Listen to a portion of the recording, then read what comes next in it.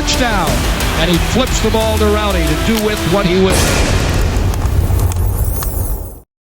What's going on, everybody? Welcome into the Week 3 edition of the preview show. As we are flying along this NFL season, we're going to try to fly along these episodes. Guys, I do appreciate everyone that has watched the waiver wire episode, but these start and sits episodes are just way too freaking long. It's basically a podcast, and I do the timestamp so you guys can skip through and try to see, for your play, because some teams obviously you don't care about because you don't have any players on those teams. But I'll do the timestamps. I'll keep doing the timestamps so you can skip through and see who I graded your players as a borderline start, a bench, whatever. But even so, I mean, it's just way too long. So we're going to try to speed this up a little bit. I want this to be like a 45. Let's see, I just got a haircut too, even though you can't really see it. I look like Tyler Warren right now. Honestly, I look like TJ Hawkinson. That's who I look like right now. I look exactly like TJ Hawkinson. I got the Viking look. I don't know if the Vikings would want me to play for them, but I would want to play for them anyway. So, you basically, if you play for the Vikings, you got to play for a bum ass quarterback like Carson Wentz. So that's basically why I wouldn't want to play him. He's not even relevant, guys. Not even on this list. But trying to shorten the podcast, but you guys know the deal. We're going to do the goodies at the end. We're going to do new lock of the week to make up for the L that we had last week with the under. We got speculation players. We got emergency options. We're going to get to that at the end. Obviously, it'll be timestamped, but as we're on the note of the Minnesota Vikings, let's go right into, let's get these matchups going. So our first matchup is going to be Bengals and the Vikings. And obviously the big news, McCarthy got hurt in last week's game. So they're going to go over to bum-ass Carson Wentz, and that kind of kills a lot of vibes. Excuse me. I said it kills a lot of, I don't want to say, it just kills everything. But at the same time, when you look at McCarthy, it's not like he was really going out there and lighting the world on fire. If anything, McCarthy was pretty mid. But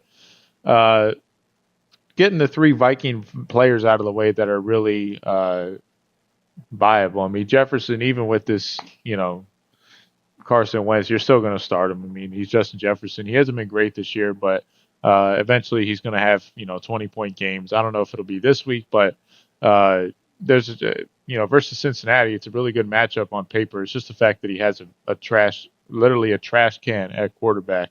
That's really not going to do any favors for him fantasy-wise. But the matchup on paper is really good. Cincinnati still is one of the worst defenses in the league. Jacksonville didn't even have a good game, and they were still able to put up 27 on them. And then TJ Hawkinson, I'm going to put as a borderline start. I'm actually, even though he was so bad last week fantasy-wise, because McCarthy is just simply not throwing him the football, I still want to put him as a borderline start because this is a new quarterback. You don't know what Carson Wentz wants to prioritize. I mean, he probably might want to check the ball down a little bit more, and get it out quick. So I can see TJ Hawkinson cleaning up in that aspect, but I can understand the caution for guys out there that have been burned by TJ Hawkinson for the last 2 weeks. And then the last guy, Jordan Mason, he's an absolute must start. I mean, Aaron Jones is on the IR, so, the split is pretty much out the window from what it seems like. I mean, Mason, I think, is a lock for 15 touches the next game, if not 20. And Cincinnati's definitely a team you can get those touches on. Jacksonville had a field day running the ball against them. Cleveland, even though their run game is whack, I mean, they were still running the ball a little bit against them. So Mason, I think, will be perfectly fine. I expect 100 yards out of him this game. I have very, very high hopes. I mean, we like Mason more than Aaron Jones coming into the season already. So to have this news on top of it is, only just adding, more fuel in a sense. So more steam, I guess, would be the better way to put it. But I think you guys get the point. Mason's an automatic start. I would, project somewhere around the 15 touch for close to 100 yards. I have really high hopes this week. And then getting over to the Cincinnati side, so obviously their big change over here, Joe Burrow is going to be down for, which is pretty much the rest of the fantasy season. So Jake Browning is going to be the quarterback. And, Minnesota's defense has been decent this year. They haven't been overly spectacular. I mean, they played the Bears week 1. The Bears were able to move the ball until they weren't in the fourth quarter, where I think they just totally fooled Caleb. But last week Atlanta was, running the ball for a ton against them. So Chase Brown, I'm going to still put as a must start, even though uh, he really hasn't done anything this year, for being honest, because this Bengals offensive line is terrible. But Atlanta ran the ball for 200 yards against Minnesota last week, so I think Cincinnati can get something going. I don't think Brown will have 200 yards or even 100 yards, but he's got to get going this game, and I think that's definitely going to be the case. Zach Taylor overall, he's going to have to reach down into his bag of tricks and pull a rabbit out. But going back to Jake Browning, I'm actually going to put him as a borderline start. He showed last week, despite the turnovers, that he was viable. And the thing is, I mean, if you could, it's not as killer in fantasy football as it is in reality football. I mean, it's minus 2 points in most leagues. So if the guy's having 300 yards and anywhere near multiple touchdown games, you'll live with an interception. You'll probably live with 2 interceptions. This is honestly, Browning would probably be an emergency option. He's probably on a lot of waiver wires out there. So check your waiver wires if you're desperate at quarterback. You got a ton of injuries. Say you were victimized by the Joe Burrow injury or Justin Fields, or there's even McCarthy. You want a backup. I mean, not like Browning has a lot of upside, but look,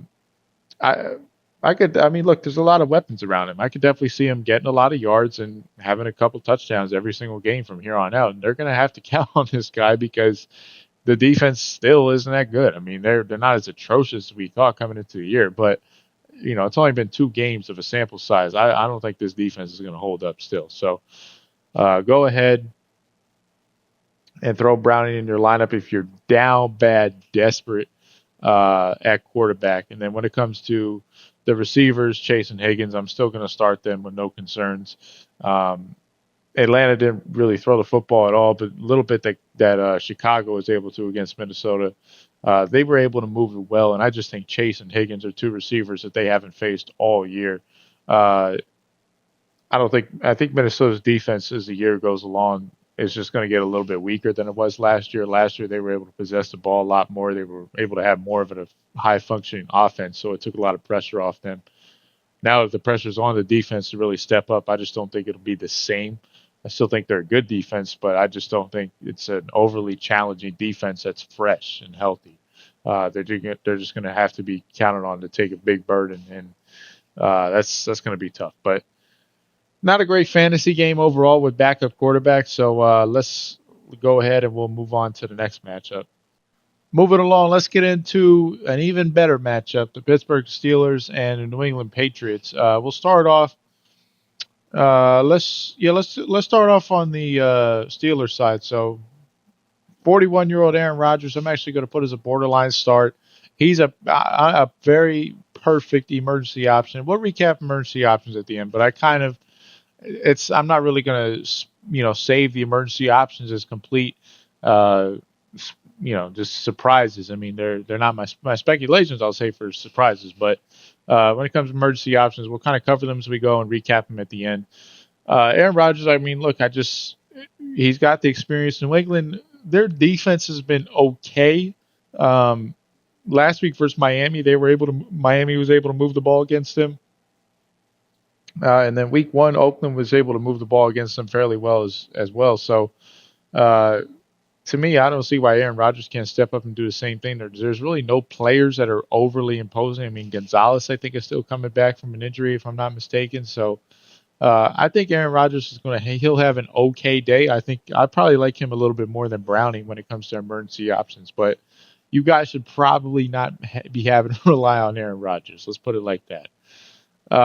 Next, I guess we'll get into the running game. Kenneth Gainwell, to me, that doesn't really do anything for me. The only running back I trust on this team is Jaylen Warren. I was pretty vocal about that all offseason. I mean, I had Warren and Caleb Johnson, who's not even a viable fantasy player right now, which is totally crazy. He's not even a bench player right now. He's a guy that you could probably drop. I never saw that play. I mean, I never saw anything like that play, what he did last week, just letting the ball go in the end zone. I mean, that's something that's like, I bet Mike Tomlin was blown away to just see that level of stupidity, to not have that level of IQ to know that that's a live ball. That's just like, wow, man. Unbelievable. So he'll be in the doghouse for a month at least after that. And the only way he's going to get back on the field is due to an injury. So Jaylen Warren is far and away, pretty much you call him the workhorse back at this point for the Steelers. So they're going to roll with him, and I don't see anything stopping his way. So you can pretty much start him for the rest of the year. It feels like. DK Metcalf, same thing. I mean, there's really no other competition for targets on this team. It's very similar to like Nico in Houston, even though I don't think he's anywhere good as Nico as a player. I mean, he's got Aaron Rodgers as quarterback. Rodgers is going to feed him the ball. It's there. That's his guy. It's his number one target. He's going to throw him as many targets as he did last year to Wilson and Adams. I mean, at the very least, expect Metcalf to be fed. There's really nothing else that needs to be said. Calvin Austin, I think I'll put in the borderline start category. He's probably the only other guy that can compete. The tight ends, I'm not going to sit here and just debate Freiermuth and Jonnu. They're both bench players. I didn't even put them on the queue just because I don't. To me, that's just just look at other tight ends, guys. I mean, you guys, I can't believe that.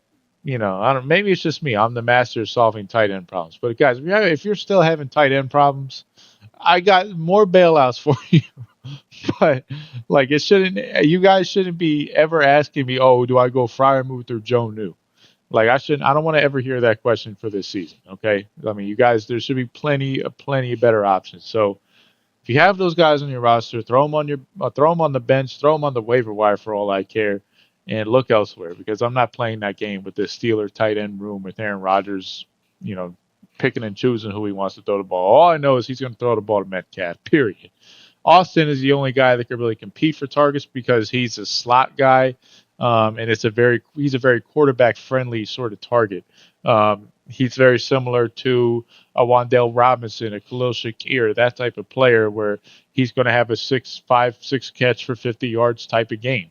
He's not going to be explosive, even though he has the speed, but just because due to his size, I don't really see him taking a top off the defense and, catching a long ball. I think he's capable of it, but I don't think the Steelers are going to draw that up for him. But I see a very high floor player that with Aaron Rodgers as a quarterback who's probably looking to get the ball out fast at this point of his career, it could be very beneficial. So borderline start for Calvin Austin.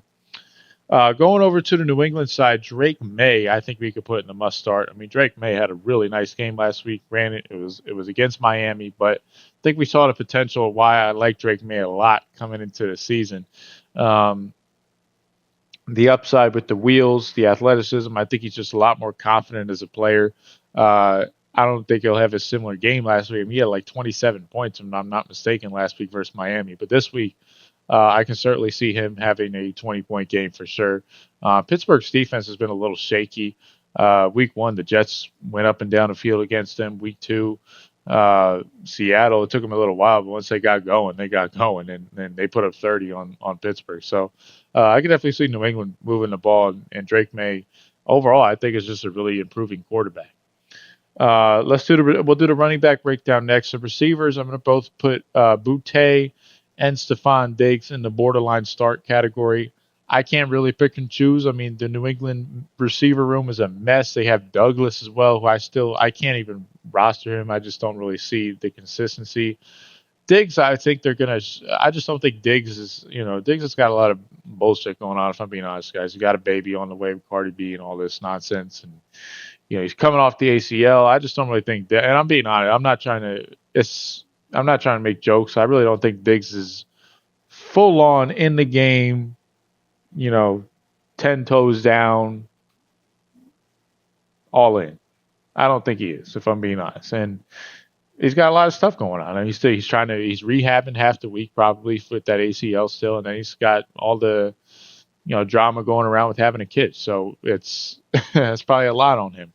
Now, Boutte, I think, is the number one receiver. Boutte has none of that stuff going on. All his drama already happened. He's trying to get a contract. So he's on his best behavior. You're not hearing a peep out of him. Yeah, and what was really weird last week is he had a phenomenal one-handed touchdown catch. And that was it. That was the only target he had. It was very baffling. I thought he got hurt. I was like, how is he not getting – he didn't even get a target after that, let alone a catch. He had one catch. It was a touchdown. He was never targeted the rest of the game. He was on the field for 70% of the plays, I believe. But just very weird how he didn't get the ball more. So I can't put him as a must start as much as I want to, but I still think he's the number one receiver, but borderline start at best because that's just very weird. It's a weird rotation. Now when it comes to the running backs, a lot of people on other that are listening to other shows, they're going to be mad. But you listen to this show, I was very big on Ramondre Stevenson this year. He's an absolute must start. And Travion Henderson, I like him, but I was pumping the brakes, and I'm going to throw him on the bench. What did I say when it comes to the New England system? Josh McDaniels, he's come from the Belichick tree, of course. He's very meticulous and detailed, and the number one thing that he wants in his running back is pass protection. It's huge in that system, okay, because they had all those years with Brady, and it's the core of that offensive system still hasn't changed because that's really all he knows. Pass protection is huge. So what happened last week is Henderson, missed a couple pass pro assignments, and one of them resulted in a sack. Immediately, that basically sent him to the doghouse for what was most of the rest of the game. And Stevenson went in, showed him how it's done because Stevenson, you wouldn't really expect, but even though he's sort of an inside the tackles guy, he's a very good pass protector because he's a big guy. He's 235 pounds. So picking up defensive ends is really easy. Now, Henderson, he was a guy in college that he was supposed to be known for pass pro and this and that, but he's a rookie. I mean, a lot of these guys, he's great pass pro, but it's a lot different, pass prone guys that are 250-pound defensive ends in the NFL versus 230-pound defensive ends in Division One. So he's going to struggle with that. I still think he's an explosive runner and all that, but Stevenson definitely has a leg up on him right now. I would say in a 2-to-1. I'd say Stevenson 2/3, Travion Henderson 1/3 in terms of snap projection. In terms of volume, I guess it's going to be game to game. But Stevenson to me is far and ahead in the running back one for New England right now. It could change, but right now Stevenson's the RB1. So as long as he continues to not mess up any pass pro assignments, that's the only thing that'll send him to the bench. But McDaniels coached Stevenson his rookie year, so there's a lot of trust there, and I think overall, he's going to ride with the guy that he knows well versus a rookie who is still trying to figure things out. So by week 12, week 13, we could be talking about Henderson, but right now I'm riding with Ramondre Stevenson. Next matchup we'll run through is the Colts and the Titans, an AFC South divisional matchup, if I'm not mistaken. That's a weird division because the Colts are in the North, but they play in the South. But anyway, let's start off with the Colts side, and everybody's favorite waiver wire pickup, Danny Dimes, who I'm actually going to put in the must-start category. Ride the hot hand. I mean, week 1, it's Miami, it's fake. But last week versus Denver, it's like, okay, he's hot. Is Danny Dimes fixed? I don't know, but I don't have him on any of my teams, but you guys out there that have him, go ahead, ride the hot hand. He's hot right now. And, playing against Tennessee, it's not like he's got a team that's, oh, my God, this is a huge litmus test. Let's see what he's going to do. It's Tennessee. We're one of the worst teams in the league. So I think he'll go out there and he'll do okay. I mean, Los Angeles was able to move the ball up and down the field versus Tennessee last week. And then week 1, Denver, even though their offense is so slow, they were still able to muster something up. So go ahead, start Danny Dimes. 20 points a game, rushing upside. Go ahead. Why not? Jonathan Taylor, it's an obvious must start. He's on a ridiculous, he's going to break his 2021 rushing record. He's going to break his own record at this pace. I don't think it'll happen, but if this keeps up, I mean, he's going to be a huge league winner. I kind of already regret not having more stock on him. Michael Pittman, I'll put him in the must-start category. I don't really know. Let me go check on Sleeper real quick what his numbers are. I haven't been paying attention to him. Didn't really have him on my board. Wasn't interested. Last week, for week 1, he did really well, but everyone did well versus Miami. And last week, it was a little bit more of a quiet game. I think it'll be a solid 12, 15-point game from Michael Pittman this week. Tennessee, I don't know. I can't give you matchups right now in front of me, but if I'm being honest, it's fucking Tennessee, guys. I mean, I'm sorry, I don't want to curse, but what are we talking about? One player I'll put on the bench is Josh Downs. He was coming into this week a little banged up, but at the same time, I just, with Danny Dimes, I kind of misevaluated this as much as I like Josh Downs. he's not really throwing to this. He's just not giving him the rock enough as much as I thought he would. And the big reason why is I think the new safety blanket, which is what Josh Downs is, and that's what why I liked him so much. Really, the new safety blanket is Tyler Warren. Tyler Warren has taken over a lot of volume from Josh Downs, and I was nothing personal. I mean, we got the same haircut and all that, but I kind of wanted Tyler Warren to miss this game just for Josh Downs to maybe get a little bit of a spike and kind of get some fantasy production. Because if you guys drafted Josh Downs in the 8th round, it's fair to say, I mean, he's been kind of a bust. So I don't think he's been definitely not viable through 2 weeks. And with this current system right now, knowing that Warren's going to get the ball, it's just really eating into Josh Downs, and I can't trust him at all. It kills me because I still think he's a good player, but we kind of have to put our bias and all that aside. And no matter how many best ball shares I have of him, Tyler Warren's the man right now. He's on.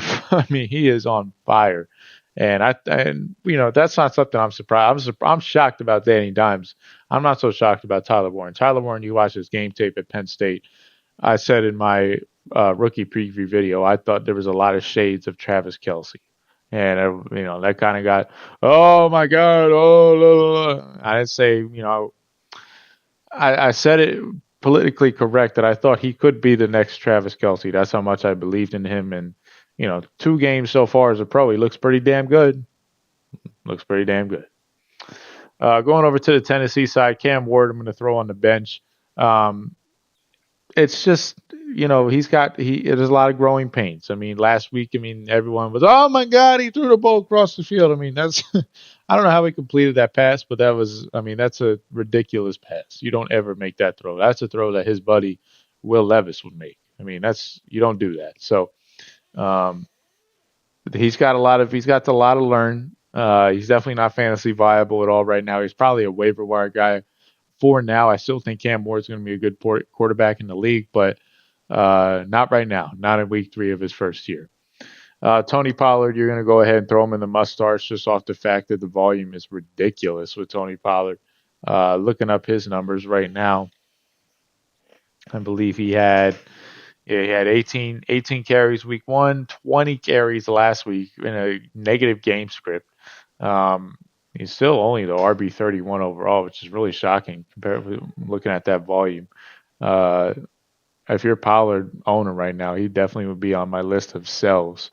But for now, start him while you got him. I mean, before Spears gets back and really eats into that volume. Excuse me. Been a little bit of a long day for me, guys, and then eating halal food before I record this might put me at a little bit of a heart attack. But start Pollard while you got him, and you got him for 20 carries a game. Calvin Ridley, I'm going to throw on the borderline starts. I still think he's going to be a good player in the back half of the season, but as long as Cam Ward has those growing pains, he's going to have growing pains. Still hasn't cracked a 10-point game to start the season, so that'll probably happen this week, but I'm not really expecting anything explosive considering Cam Ward's struggles. And then Alec Ayomanor, who we liked as a sort of a sleeper type player coming into the year, and I didn't love him, but we were kind of first on the boat with him in June. It's like your last round pick in best ball before we kind of started spamming Juwan Johnson, which is really paying off right now. But Ayomanor was a guy that he was just kind of this under the radar 4th round pick who should have been a 2nd, 3rd round pick for Tennessee, and they picked a guy ahead of him. His name was DK, not DK Metcalf, like Chimere DK, I think is his name. He was picked ahead of this guy, but Ayomanor was a really good player at Stanford, had the 200-yard game versus Travis Hunter, as I said before. And slowly climbed up to the depth chart. Last week he looked like he was a number 2 receiver, and he's a starter. I mean, for fantasy he's a borderline starter, but in reality he's a starter. And Okonkwo at tight end, I still don't. I don't think even though as much as I want him to be, he's not a viable player. So there's going to be a good enough of volume to where I think he's a flex option this week. So go ahead and fire up Ayomanor at your own peril. keeping things moving, even though we are not on a good pace right now. But let's keep things going into Houston and the Jaguars. Houston side, I mean, this will be really quick just because this offense for Houston is absolute garbage. Their offensive line is terrible. This man right here, CJ Stroud, is just really not cutting it. I'm throwing him on the bench. Um, I think there's a lot of things that aren't working for him around him. The new system is just blah. I mean, but this is two systems now. If we're going to blame the system, I think it's a little weak of an excuse. The O line is weak, and I think he's really missing Tank Dell. I mean, Christian Kirk is going to come back this week. I don't really think he's viable as of right now. Maybe we'll see what he does and he becomes viable, but um, let's see if that really helps because he needs sort of an underneath target. He doesn't really trust anyone underneath. Uh, Higgins, the rookie from Iowa State, really hasn't done anything. Noel hasn't done anything. The tight ends, they're kind of okay. So we'll see if those guys are able to help out a little bit. But CJ Stroud overall as a quarterback has been very average the last year and 2 games that we've seen him play. Nick Chubb, I'm going to throw on the borderline starts. He really wasn't having a great game until he kind of had that breakaway run versus Tampa. But Jacksonville, they're just a really weak defense. Cincinnati, the backup quarterback, scored 31-1. I mean, Jacksonville for that alone, they should commit suicide. If I'm being honest, I shouldn't be saying that on here, but I mean, seriously, how do you lose that game? That's freaking embarrassing. Their defense is still terrible. And considering they're an offensive-minded team, they're not really worried about fixing it. So, Nick Chubb, I think for that alone, you throw him as a borderline start, but I'm not really a big fan of Houston's run game. This offense for Houston is horrendous. Nico Collins, I'm a little bit worried about, if I got to be honest, considering how much stock I have in him, but he's still a must start just because he's the best thing that Houston has on that offense entirely. Even as bad as even the last game wasn't that great for performance, but that touchdown catch he made was incredible. So it makes up for it. Going over to the Jacksonville side, Trevor Sunshine, I'm going to go ahead and throw his ass on the bench. To me, he's ass. He flat out stinks, dude. I mean, he is so bad. I don't really know how else to say it. I don't even want to bring up metrics. I mean, just looking at him play, watching his body language, watching him just take coaching personal because he's never been told anything wrong in his life. I mean, sitting here looking at him going like this to his head coach, I mean, that's just so disrespectful. I mean, you're not good enough to do that, even though you got paid like you're good enough. They're a bunch of idiots down there. These guys don't know what the hell they're doing when it comes to running a football team. That's why they're the most losing football team aside from the bum ass Giants and the Jets in the last 15 years. But I mean, just watching them play, man, it's so frustrating. I mean, I couldn't imagine having to start this guy and even have him on my roster and put any sort of stock into him whatsoever. I'm gonna be honest with you, one of the biggest busts of all time. Even though he got paid and all that, and like he won a playoff game. I mean, what this dude's bar was, and I don't want to mean it's already a rant at this point, but what this dude's bar was for what he was supposed to do. Like people forget that. Like everyone said, oh, he's supposed to be, Peyton Manning. He's not even a Pro Bowl player. Danny Dimes is better than him. That's crazy. Danny Dimes is better than Sunshine. That's insane to me. Anyway, moving on to the run game. ETN, you put as a must start. I mean, he's clearly the workhorse. Like I said, September, October, we're going to throw ETN in our lineup every single week.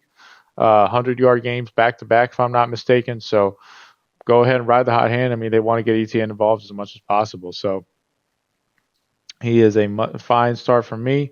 And then Basil, too, in the second running back, even though he only had 25% of the snaps, I mean, he made the most of them, 15 points last week. I think that's got to move up to about 40% if I were the head coach. This guy showed explosion, agility. He's a really good athlete. I mean, they're just simple plays. I mean, just a little screen, a little dump off, get him the ball, boom, he makes 3 guys miss, get in the end zone. There's a lot of upside with this guy. Really, the only thing stopping him right now is the volume. ETN is still the guy. So, regardless, his ceiling is cat. But if you're in a pinch, man, I'm not against starting Tootin if he was the guy that you drafted in the 11th, 12th round and he's sitting on your bench. Brian Thomas Jr., I'm going to go ahead and still start him. I mean, he's still the guy. There's really not much competition around him. And even though I think this is a game where he's sort of due, he had a pretty good 2 games last year versus Houston. I'll go up and pull the numbers right now just to have that verified. Last game versus Houston. First game he had 4 catches, 76 yards, and a touchdown. Last game he had 6 for 86 and a touchdown. Pretty clear Derek Stingley's having a hard time defending his former teammates. So you go ahead and start him. And Travis Hunter, unfortunately, I'm going to have to put on the bench. The volume is capped. I mean, last week was more defense. Now we don't really know. That stinks. And then I was sort of listening just a little bit in the background to a video of Steve Smith. And, not to say I'm really big on his content, but I was kind of searching for answers on Travis Hunter. And, he made a good point that I shouldn't have done that. But he did make a good point that when you are going back between offensive and defensive rooms in the meeting, that's just not. It's really impeding your progress on as a receiver. So it's not a lot of time for him to get better as a receiver when he's got to go be a defensive back, and vice versa. So I think it's going to be one of those things later on in the year where the coaches say, okay, you're this or that, and that's it. Maybe a few spark plays on the other side of the ball. It could be the case where he's a receiver or a defensive back and he's not viable as a receiver. I hope not, but I think it's going to be a slow, patient game with Hunter. Probably a hold for now. Don't trade him away. Just hold him. Throw him on your bench. Might be a 2-month thing. I thought he would hit the ground running. I misevaluated that, but talent is there. But just the overall development is still a little bit of work in progress. So don't panic, but at the same time, be patient.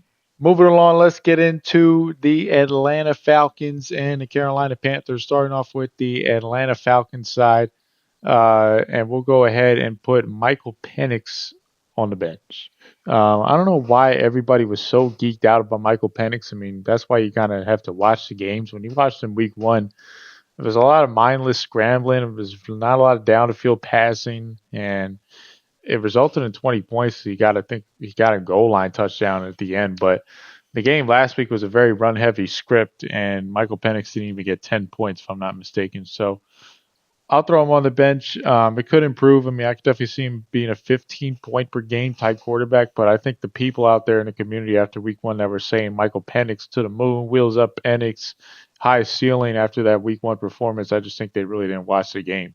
To me, Michael Penix is a waiver wire streaming specific type quarterback. Quarterback 2 at the most. If you want to hold on to him as a backup, fine. But I'm not really big on him. Bijan Robinson, obvious must start. We don't really need to do any analytical breakdown for that. And then I'll go ahead and throw Algiers as a borderline start. I mean, they're really trying to work this split in a sense between Robinson and Algiers. And I think Robinson's obviously going to get the upper end of the stick, but when they need those goal line carries, when they need those closer carries, as they call it, that's where Algiers is going to come in and provide some relief. And, they're going to want to keep Bijan fresh for week 17 when they really, really need him. So giving 25 carries on him constantly game after game after game, or 25 touches for that matter, is just not a smart move as much as you guys probably want it if you pick Bijan 2 overall. Algiers, I think, is definitely viable fantasy-wise, and he's going to be worked into, a role to preserve Bijan. So Atlanta wants to run the ball, but seems like every play if possible. If they're going to be ahead, they're going to be running the football. So going over to the receivers, it doesn't really bode well for someone like Darnell Mooney, who I'm going to throw on the bench. Not only is he coming off a little bit of an injury, but Atlanta's just not throwing the ball down the field. I mean, I don't really that's something I would like to look up and kind of do a little more research on, but they're simply not throwing the ball down the field, and Darnell Mooney is exactly that. He's a down the field receiver. So if he's not going to be able to hone in any targets deep, it really takes a lot of the fantasy upside appeal away from him. Drake London, I still think, is a must start, though, because he's really more of a short to intermediate type receiver, even though I think he could also do some stuff down the field with his height. his game is more so. It's honestly more of a short receiver. I mean, a lot of his catches are 6-7 yards a catch. They're really not anything impressive to blow you away, but the volume is something that really sticks with you. So, considering Carolina's pass defense is very mediocre, I'm okay with starting him.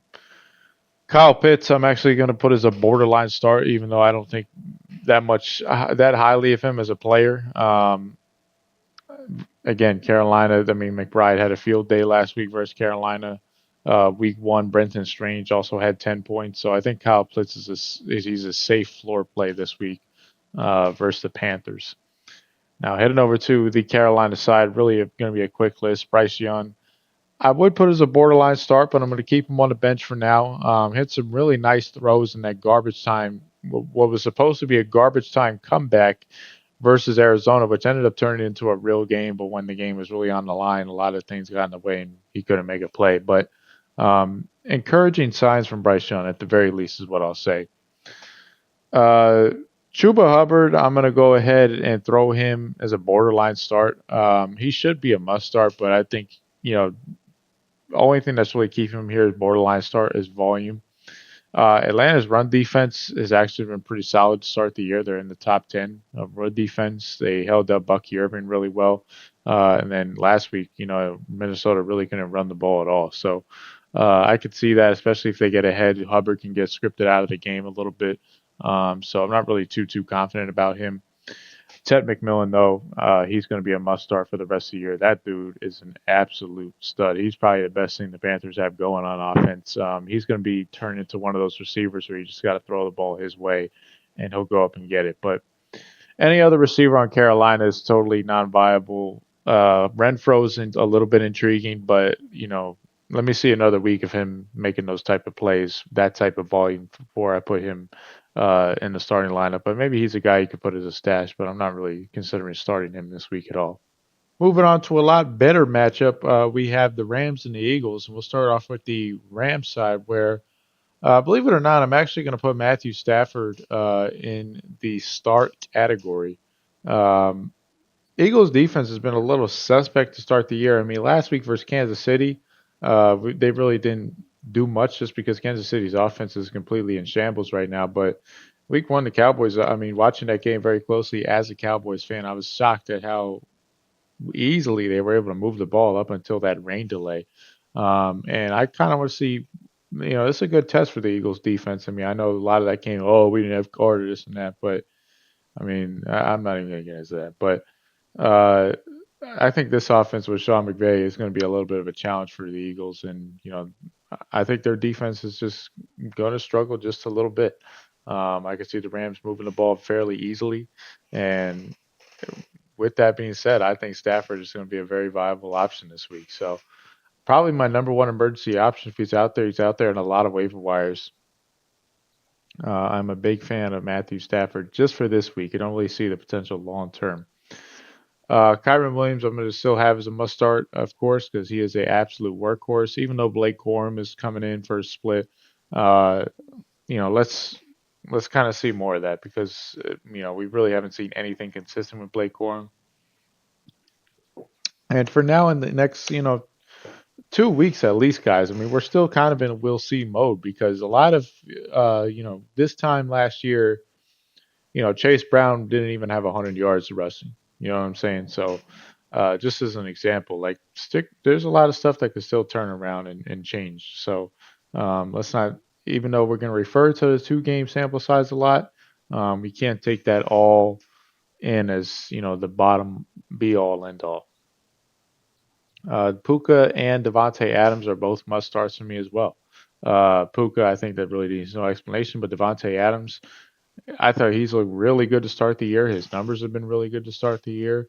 The Eagles' defensive backs, to me, I mean, they were blowing me away last year, but this year not doing too much.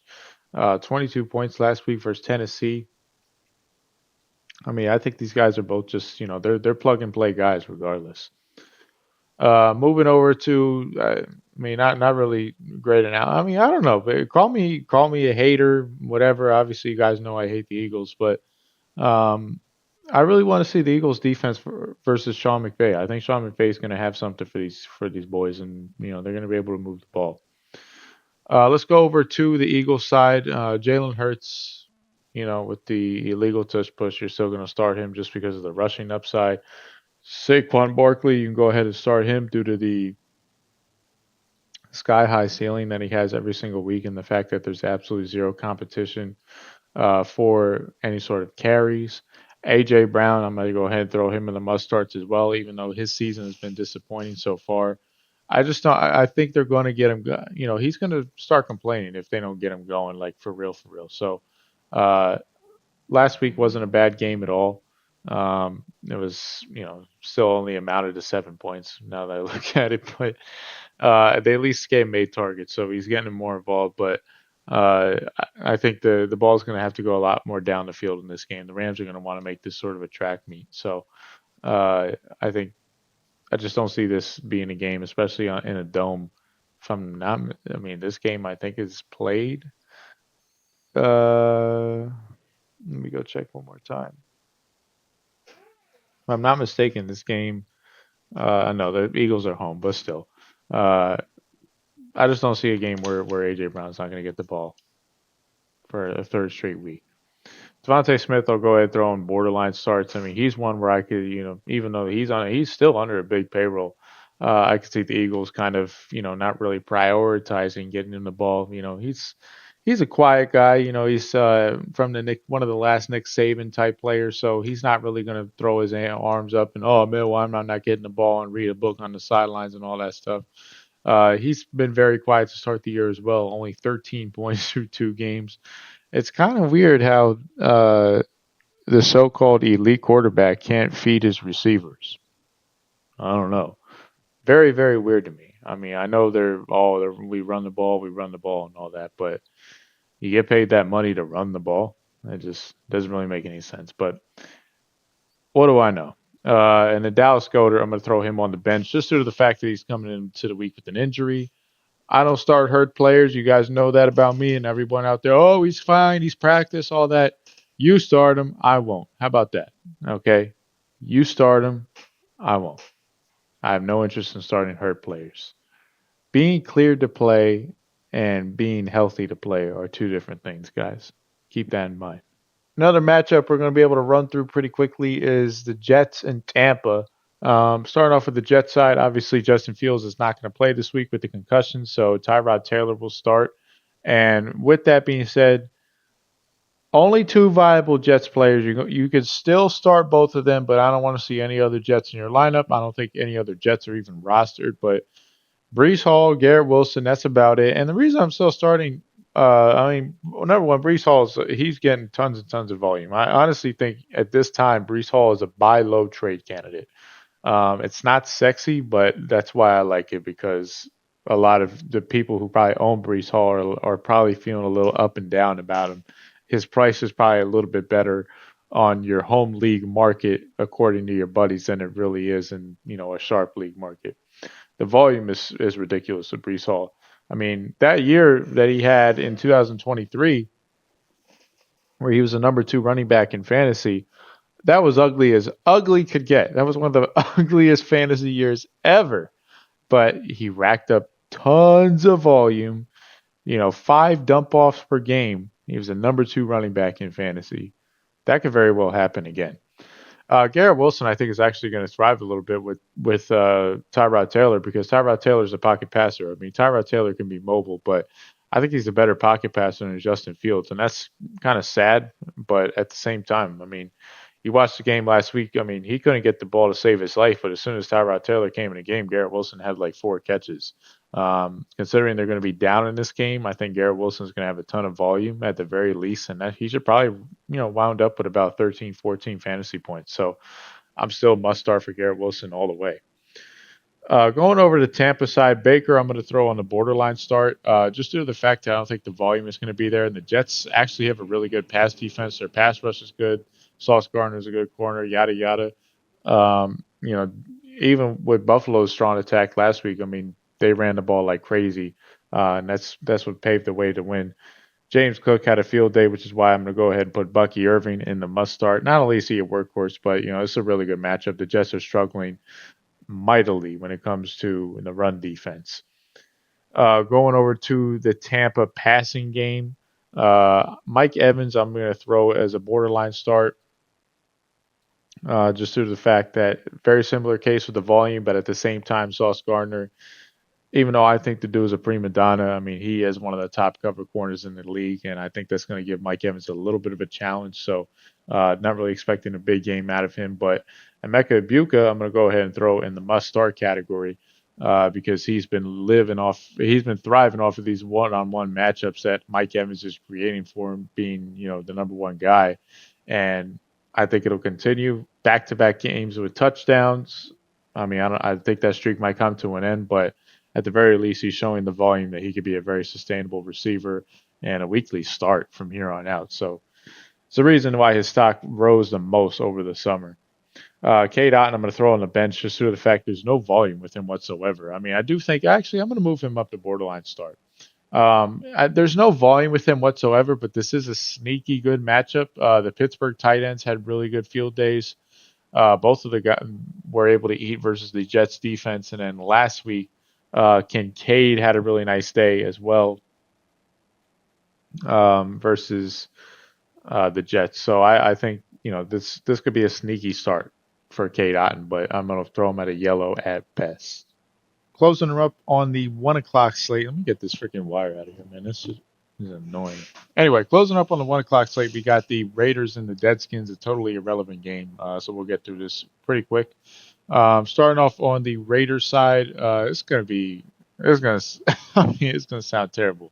Geno, I'm gonna throw on the bench. He needs to, until he gets better. I mean, that 3-interception game, we gotta see a bounce back from that. I don't really think it'll come this week, but Genty, I'm gonna throw as a borderline start. He was a first round pick, a guy that a lot of people that picked him are probably having a little bit of buyer's remorse, but obviously the Raiders offensive line not looking too hot, to say the least, but Jetsy overall, I just think he's struggling. There's really no other way to put it. I think not all of it is on him, but again, that offensive line not doing him any favors. But right now, I was going to consider putting him on the bench, but considering that Washington is coming into this game with a backup quarterback, the Raiders at the very least are going to be able to keep this close, and he should probably have at least 15 touches. So that alone makes him a borderline start. But not really liking anything that's going on with this Raiders offense right now, especially after watching how they performed on Monday night. Jacoby Myers might be the only real target they have going aside from Brock Bowers, so you can go ahead and start both those guys. Bowers said he's off the knee brace and all that. He should be good. If you're a Brock Bowers owner, you hope to God that's the case, but to me, he didn't look healthy at all watching the game on Monday night, but Myers is really the only consistent target they have outside of him, so Washington really doesn't have anybody to cover them. Marshawn Lattimore is just completely washed at this point, so I think Myers will be A-okay. Now, going over to the Washington side is where it gets interesting this week. Starting off with the running backs, I'm going to put Ja'Cory Cross-Merritt as a borderline start. I think Washington's going to go into a full-on, rotation. They don't really know what the hell they have at running back. They know Merritt's probably the best guy they have right now, but aside from that, they just don't know. Rodriguez could be a really good player. So, he's a guy we might talk about premature speculation. And at the same time, McNicholas is also a guy they want to work in as well. So, I'm kind of like, let's see a game. Let's see the snap counts. We're kind of starting over again now that Eckler's hurt. JCM is the guy out of those three guys for sure. But, are we just going to give him 15 touches? We really haven't seen him. We haven't seen any work from him in the passing game whatsoever. So, a lot of questions that have to be answered. Even though Mariota is starting, I really do still like McLaurin, and I still like Debo, if I'm being honest with you. McLaurin, not too hot through 2 games, but I think a lot of that can turn around very, very quickly. The Raiders' pass defense looked pretty bad watching the other night versus the Chargers. Now, it was Justin Herbert, but granted, not too good for them. And then Deebo Samuel, he's been pretty good for through 2 weeks, and I expect him to get a lot more manufactured touches, a lot of screens. I could definitely see a ton of screens in this sort of game for Debo. So uh, I expect him to continue to at least get you to a 10-point floor at the very least. Zach Ertz, I'm going to throw as a borderline start. I think a lot of dump offs are coming. Zach Ertz already has no, I almost said three, 2 touchdowns through 2 games, back-to-back games with a touchdown. Um, 35 years old and he's still getting the job done. A guy that I was considering week one as a sort of an emergency option type player. And what do you know? He's back to where he was last year, where he was a tight end 7. And with this sort of game script, they'll probably be behind or close, and Mariota's not going to want to throw the ball deep. Zach Ertz could really benefit from that. So boring game, but those are the matchups. Moving along, let's get into the Packers and the Brownies. Starting off with the Packers side. I know you guys are probably looking at this going, whoa, how many fantasy players you got? Believe it or not that many. So Jordan Love, I'm going to go ahead and get the must start. I think the dam broke a little bit last week for the Brownies against Baltimore. And, the truth is I think their defense is just going to get worn down as the season goes along, similar to last year, and they're not going to end up being a very good defense, even though they should be, just due to the fact their offense is off the field way too much. Jordan Love is playing confident. His receivers are pretty much all his receivers doing well except for one guy, and that's the rookie. And even though he lost Jayden Reed, I mean, I expect him to continue to be the steady 18 points per game versus Cleveland. Josh Jacobs is an obvious must start due to his workhorse type volume. Romeo Doubs, I'm actually going to throw in that must start category as well. He is the most reliable receiver and the longest tenured receivers that Jordan Love is working with right now. Overall, I mean, he came in the year that Jordan Love was named a starter, and Dobbs has just been, he's been steady, he's been consistent, nothing really explosive from the guy, but I always thought the guy was a very sound, high floor type of player. So um, I'm rocking with him heavily, considering the other options they have. Matthew Golden, throw him on the bench because he can't get a point to save his life. Tucker Kraft is hurt. He had a big time, not a big time, but I mean, I think they're downplaying it in my opinion. He had an injury in practice that's really going to affect him. And I wouldn't be surprised if he doesn't go. I don't want to risk it, so I'm going to put him on the bench. It's going to be tough if you're a Tucker Craft owner, but I do have a bailout coming up at the end of the segment that I think will do just fine.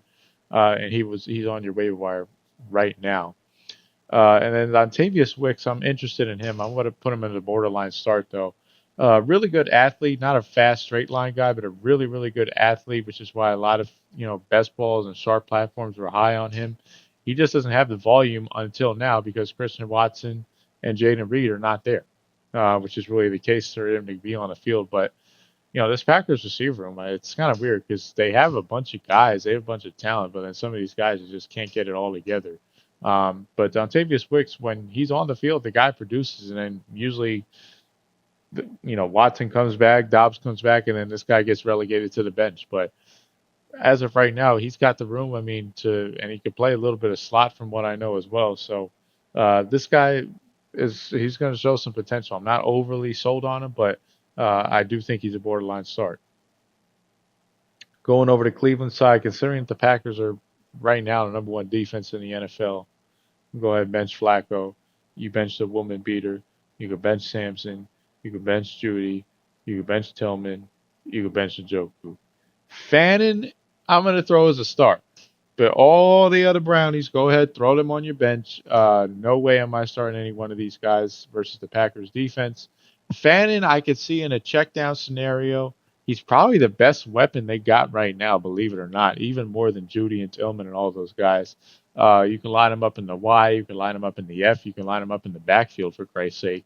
The guy is just a really good athlete, and they're scheming up a lot of touches for him to get him open because they know this guy's a really good player, and it's totally eating into Njoku's workload. So Fan is really the only guy I feel confident about the Brownies. Everybody else, throw him on your bench.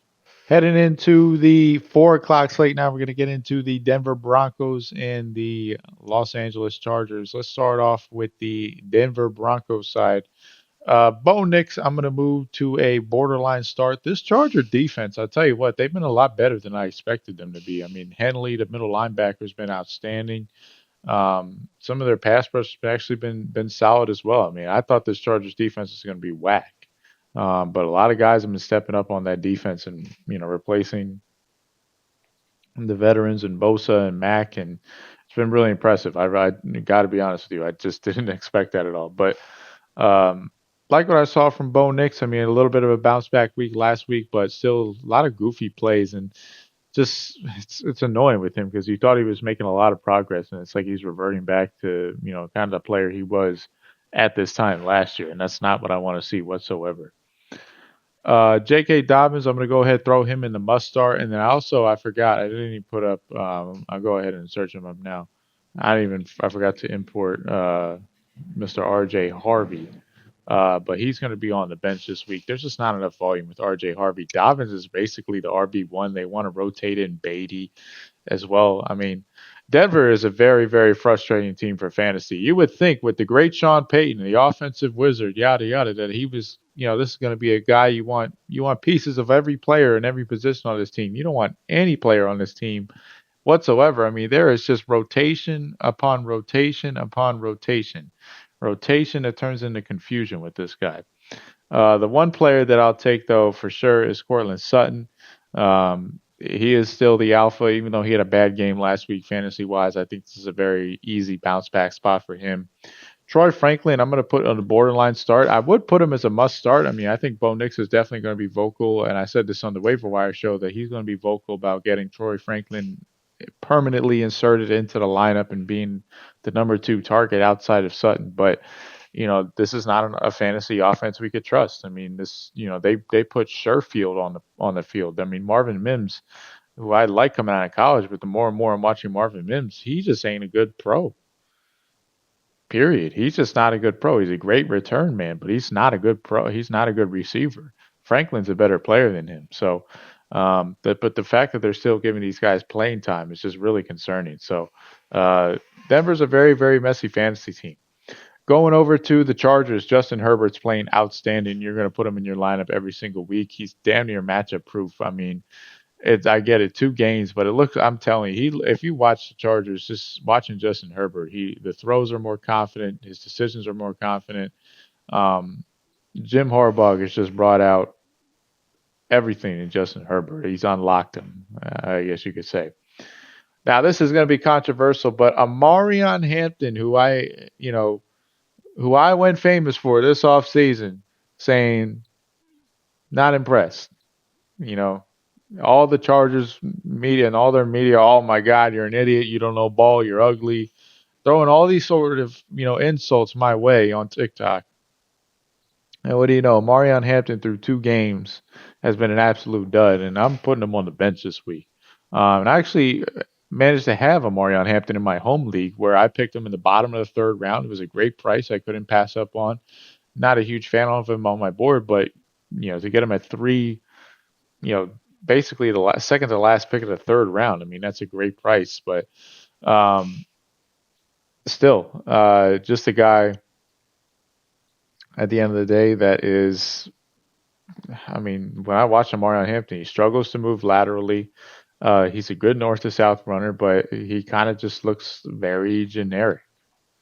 And I hope it changes because I want Amarion Hampton to succeed and do well. But at the same time, this is a lot of stuff that I saw in North Carolina, and people killed me. And go look at this. You don't know what you're talking about. Look at his analytics. And well, guys, Chargers Nation. I mean, they're all probably jerking off Justin Herbert, so they're not even worried about him. But that's kind of the harsh reality with Amarion Hampton. I mean, it's a lot to see for me to consider putting him back in the lineup. Then considering Herbert's doing well, you're going to want to put both Ladd and Keenan Allen in your lineup. Ladd is coming into the week with a little bit of an injury, so keep an eye on that, but he should be good to go. Keenan Allen, man, I mean, that's been a total guy that I just blamed. He's old, he's washed, but I was wrong about that for sure. I mean, the guy, he's not washed, but not only that, but the connection is very, very much there with Justin Herbert, and Herbert wants to get him the ball. So go ahead and start him. Quentin Johnson, I have him I forgot to put him up too. I have him on the bench. I mean, even though he's had a couple good games, I think he's a little bit more spike week dependent, long ball dependent. And Denver, I could see if anything, I actually see Patrick Surtain matching up on him a little bit. Ladd, I could see him going with a little bit, but Ladd's not really a guy that's going to kill you deep. Quentin Johnson will kill you deep, so I could see Surtain wanting to take that away, or excuse me, I should see the Denver defense wanting to take that away. Moving along here, let's get into New Orleans and the Seahawks. Starting off on the New Orleans side, as they've shown with this fast-paced Kellen Moore offense that they're actually becoming a little bit more viable as the week goes along. And another emergency option that I kind of like this week, believe it or not, is Spencer Rattler, who I'm going to throw in the borderline start category. If I got to be honest with you guys, when I watched the quarterbacks for the 2023 draft, or the 24 draft, excuse me, last year's draft, Spencer Rattler is my favorite quarterback. I mean, I liked him more than Caleb. I liked him more than Daniels. I liked him more than May. Just a personal preference. It was very hard for me to say that he's going to be better than those guys, but just off guys that I like, I really did like Spencer Rattler a lot, and I think he's made some progression from year one to year two. There's some stuff he still needs to work on. I mean, the down the field throwing is not there. The athleticism is just never going to be there. He's still just a step too slow, in my opinion. But I do think Spencer Rattler, at the very minimum, is going to be a guy that can make the people around him, or whatever, people, players, same thing. He's going to make Kamara viable, Olave viable, and my boy Juwan viable. So they're kind of spoiling the rest of the matchups here. Shaheed is the one that really, I don't see it from the standpoint of he's going to have, trouble throwing the ball down the field, and that's really what Shaheed's strength is. Kamara is obviously, we're still early in the season. He's the king of September. And then Olave, is pretty much proving my theory. Even though he's only getting 6 catches for 60 yards, the talent is still there. He's still getting open. He's still getting the ball, and he's a 6th-round pick. I mean, you guys aren't relying on him to be your wide receiver 1. He's basically a wide receiver 3. You can start him on your flex in some cases, and he should be okay for a 11 to 12 point floor game. Shaheed, still a good player. I mean, he had a good 15-point game last week, but to me, the floor is very low, and the ceiling isn't as high as it once was with Derek Carr. Juwan Johnson, absolute must start. He is the number 1 utilization score player in the entire NFL. The guy is getting targets. He had a touchdown last week. I mean, the volume is off the chain with Juwan Johnson. You have to get him in your lineup. Crazy to say, but he's damn near matchup proof. I mean, thank God we got on him for all those best balls. My number 1 exposed best ball player, Juwan Johnson. Next on the list let's go to the Seattle side. Sam Darnold, I put on the borderline starts. I mean, they should be able to move the ball versus Saints. Mac Jones had a pretty nice day going against his defense. So Sam Darnold, maybe he stepped it up and kind of plays more so like how we did last week and not the week before that. Kenneth Walker is an automatic must start, considering that Charbonnet is not going to play in this game, and I don't really see anybody else becoming a competition. So Kenneth Walker, if anything, should have a 20-touch game and be very, very good. Moving over to the Seahawks passing game, JSN is an absolute must start as well for the rest of the season. This is even more of a breakout for him this year than it was last year. I think he's really, really coming into his own, and you can see why. It's kind of like that old JSN at Ohio State. I mean, the injuries finally recovered, so he looks like a really elite receiver this year. And then Cooper Kupp, I mean, he had an okay game last week, so I'll put him on the borderline start. Still not a fan of him, just due to the fact that I don't think his game matches up well with what Sam Darnold does. But and honestly, he's not really an outside guy; he's more of a slot guy. But JSN kind of, is even better than him in that role at this point. So we'll never be a fan for Cooper Kupp for the rest of the year, if I'm being honest with you. But considering it's the Saints, I'll give him the borderline start benefit of the doubt, if you want to call it that. Going out to the West Coast for an NFC West rivalry in Arizona and the 49ers. This should be, if anything, more of a high-scoring game. Usually these two teams the last couple of years have been exciting when they get together. Kyler Murray's actually had some good games versus him, even though you guys know I'm not a big fan of him. So I'm going to put him in the must-start category. Last year he had like a 27-point game against them. I mean, he had a big time. He had a big time run to start the game. They just, it's a good matchup history overall. So I think Kyler Murray should be A-OK this week versus the 49ers. Little susceptible on defense. Didn't show any vulnerabilities versus Seattle, but I thought New Orleans was able to move the ball A-OK against them. They just kind of stalled out in the red zone, similar to Seattle, but not a bad defense either. I think they're definitely going to hammer down on that run. So James Conner, even though he should be a must start, I'm going to move him down to a borderline start, just due to the fact that I think while the volume is going to be there, I think they're going to kind of sell out to stop this run game and try to get as many guys on Murray up at the line of scrimmage as possible. Marvin Harrison Jr. I'm actually going to move to the must start category.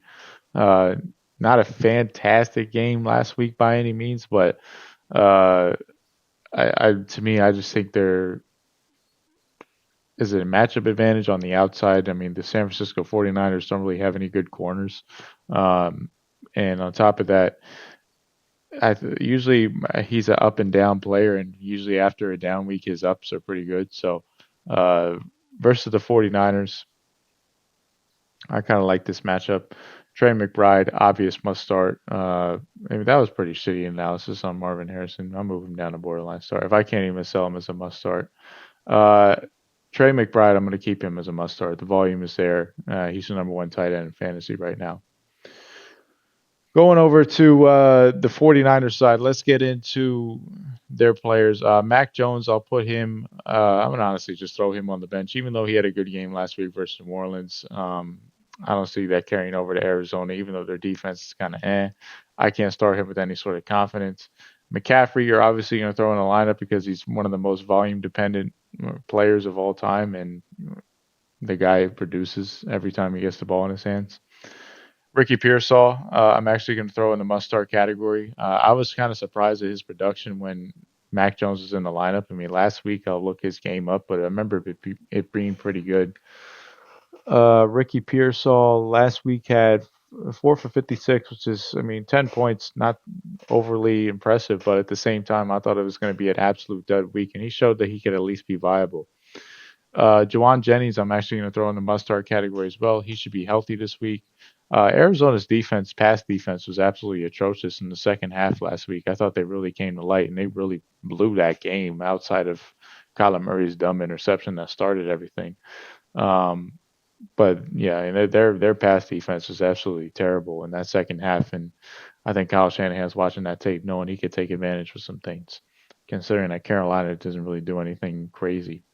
And then this is a mistake. Obviously, Kittle's a bench player, but Jake Tunges, the backup tight end, take a look at him because that could actually be a borderline starter. Rounding up the 4 o'clock slate, we got the Cowboys and the Bears. This should be a high-end, explosive fantasy game. Let's start off with it could be a pretty easy game to explain as well. For the Cowboys side, get everybody in the lineup. Point blank period, all fantasy relevant players. Obviously, you're going to start Dak because he's one of the best quarterbacks in the league, and he's playing against the Bears team that just gave up 52. Javonte should be A-OK. CeeDee Lamb and Pickens, I think, will both go off. The Bears' pass defense, Jalen Johnson is still not healthy from what I know, so it should be fairly easy for those guys to get going. And then Jake Ferguson as well had a pretty nice bounce-back game after week 1. Had a 7-8 catch game for 70 yards, so that's 15 points right there. Ferguson was pretty high on my board considering the consensus. Him and Kincaid, I was a little bit higher on than most. They were like the perfect late-round options. Again, another late-round tight end flourishing. What do you know? But yeah, this Bears defense is trash. Going over to the Bears offense, Caleb Williams, believe it or not, as much as I ripped the guy, you're going to have to start him this week just due to the fact that this Cowboys defense allowed 37 points to Russell Wilson and a damn near perfect passer rating. They're struggling just as much as the Bears defense. So what is the total on this? Total on this game? It's got to be, let me look it up. It's ridiculous. This has got to be like in the 50s. Total on this game is 49.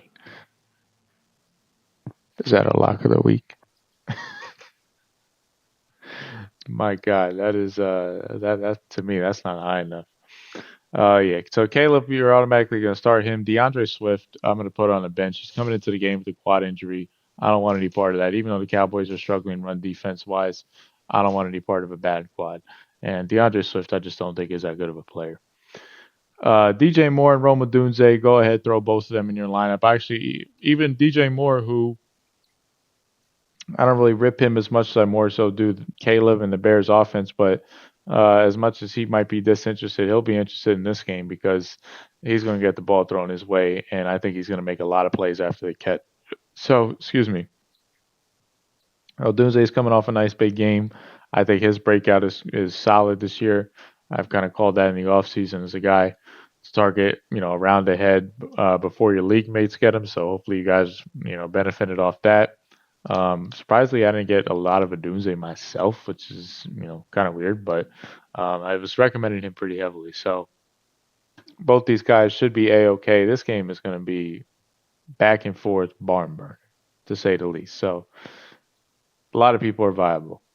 Finishing up here, Sunday night. Well, second to last game, actually. Sunday night football, blockbuster game, Chiefs and the bum ass Giants. Let's start off with the Kansas City side where Patrick Mahomes, believe it or not, even with his struggles, I'm going to put him as a must start. This Giants defense is absolutely terrible. They might be the worst defense in the entire NFL. They can't tackle anybody. I think the Chiefs are going to scheme up easy 5 to 7 yard plays and let these guys just make all their plays after the catch. I think this is really a do or die situation for Patrick Mahomes, and he's not going to go to 0-3. I mean, there's just no way I see that ever, especially against the Giants. So I think this is a huge bounce back game for Kansas City overall, and even though they're not playing that well, I can't see them losing to the Giants. Pacheco, I'm going to throw on, and the reason that really applies is Mahomes has the most to do with that. Pacheco, I'm going to throw on the bench. The volume is just simply not there, unfortunately, and hopefully it comes later in the year, but it's just not there right now.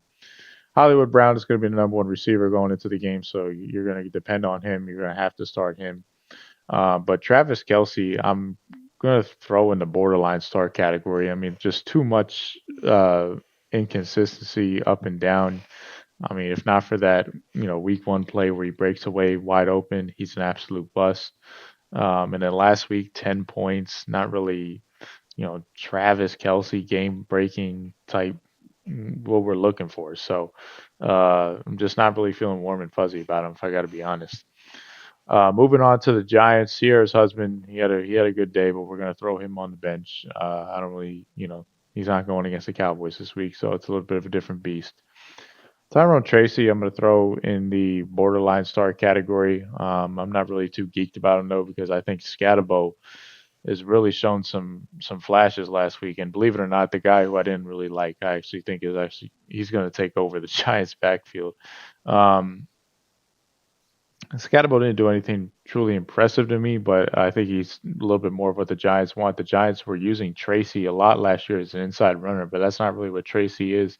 Tracy's more of a guy, you get him into space, elusive, outside type of player. Scatabo is really the guy you can bring in and have your inside dirty carries. And Giants seem like they want to do that a lot more than get the outside zone going. So I think Scatabo is going to be more of a fit, and he's also proven, through his one start or part-time start or whatever, that he's going to be the goal line back. So I think there's a lot of viability, more so with Scatabo than Tracy. Malik Neighbors, you're obviously going to start. The guy's an absolute beast. And then Wan'Dale Robinson, I'm actually going to throw him on the bench because of this foot injury. I want to throw him in the must start, but to me, he's just with this injury. I mean, I can't do it, man. Anytime we got injured players, I'm out. So that's that. And our last and final blockbuster matchup, absolutely, we're getting a treat on Monday night. The Lions and the Ravens. This could potentially be I don't know about a Super Bowl matchup, but this is two top 6 or 7 teams going at it. So I think it's going to be a blockbuster fight. Let's start off on the Lions side because I think we got we got pretty much everyone is viable in a sense. Jared Goff, I'm going to throw in the must start category. I don't think 5 touchdowns is going to happen again, but This game script, to be honest with you, I could definitely see 30s on each side for sure. Not maybe like to the extent of the Buffalo Ravens game, but I think this is definitely going to be a back and forth type game. So Jared Goff, I'll throw in the must start category, maybe 3 touchdowns instead of 5. Jahmyr Gibbs, you're obviously going to start due to the volume. Montgomery, I'm going to throw in the borderline start category. I don't really see this being a Montgomery game. I think this is going to have to be fast, fast, fast, fast. Montgomery's more so for when they want to slow down and, kind of control the ball a little bit. I don't think they're really going to want to do this versus a Ravens team that can score just as well as them. Amon St. Brown, obvious start. J-Mo, obvious start. Sam Laporta, obvious start. These guys, they're going to get the passing game going. This not the team where you're going to just sit on a lead for 3 quarters. So that's not going to happen. They're going to have to they're going to constantly have to pass. I see Jared Goff having to make 35 throws this game. Going over to Baltimore side, Lamar, Henry, obvious starts. They really need no explanation. Zay Flowers, with the way he's been playing, he's also an obvious start.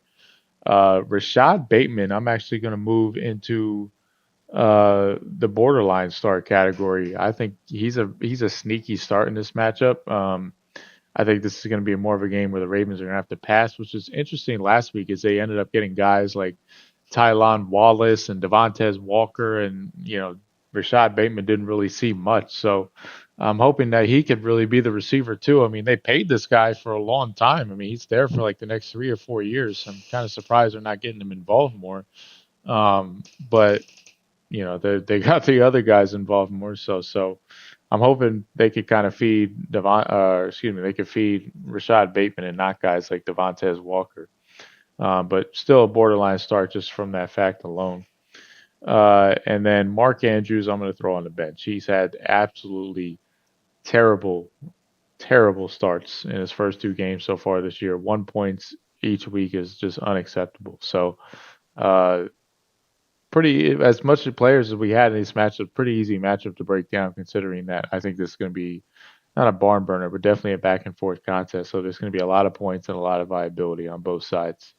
All right, guys, let's get into some goodies, some emergency options, a couple pre-insurance speculation players, and then we'll get into our teaser lock of the week before we get out of here. Now, let's start off with emergency options. Now, the goal of this, of course, I'll explain it every single week, is 4 guys, 1 player at each position, quarterback, running back, receiver, tight end, that are sitting on the waiver wire right now that just in case you're screwed on injuries, I can bail you out and add these guys to your lineup for Sunday so they can go in there and flourish. Now, let's start off with the quarterback position. Quarterback, we kind of already went over. Jake Browning is obviously one guy you can go get. Did he get picked up in my league? Let me see.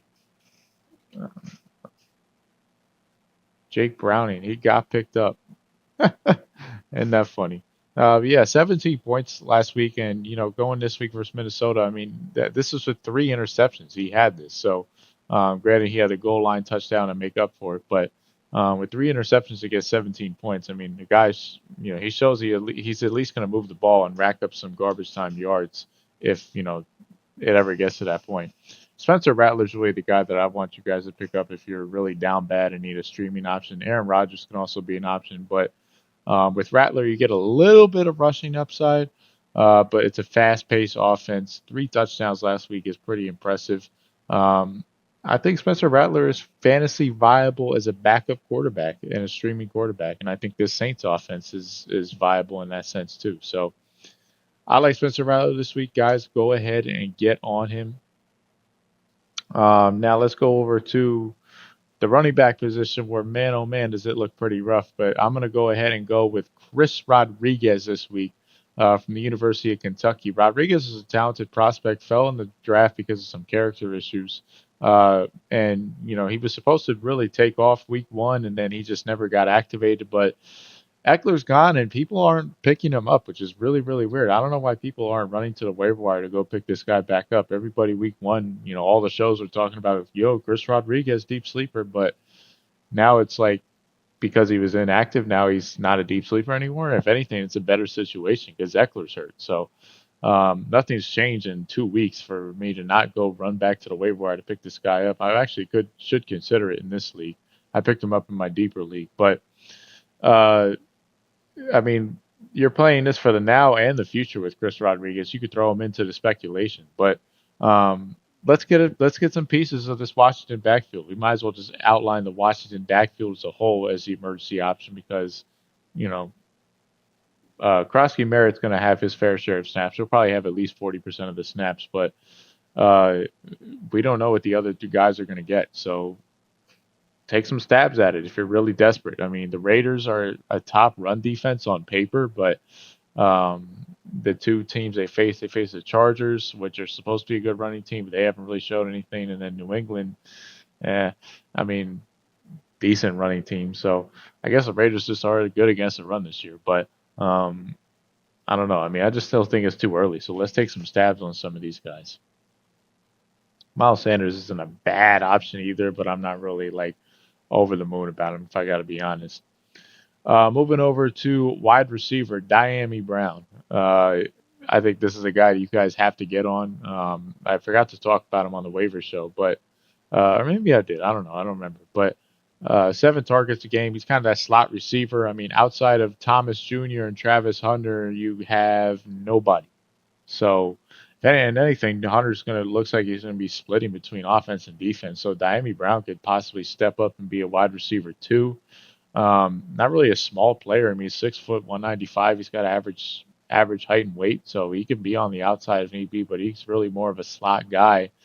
And 7 targets, 5 for 57 and a touchdown. That's pretty solid. I mean, I could take away the touchdown. I could see him having 5 for 57 on a regular basis, and that's a borderline flex player.